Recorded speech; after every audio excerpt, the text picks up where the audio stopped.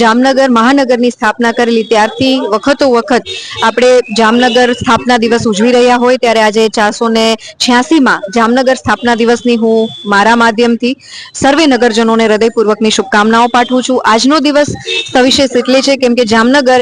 પોતાની રીતે પોતાની અલગ પ્રતિભા સમગ્ર ગુજરાત અને સમગ્ર ભારતમાં ક્યાંક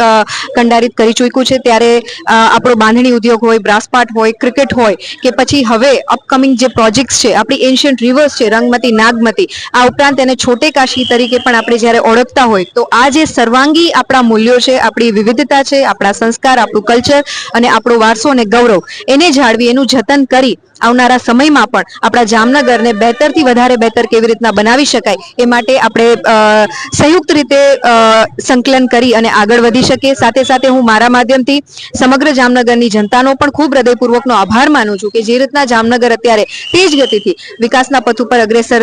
થઈ ચૂક્યું છે ત્યારે આપ સર્વેનો પણ ખૂબ એમાં સહકાર અમને મળેલો છે। આવનારા સમયમાં પણ ખૂબ સારા સારા પ્રોજેક્ટ્સ આપણા જામનગરનું જે એસેન્સ છે, એનું જે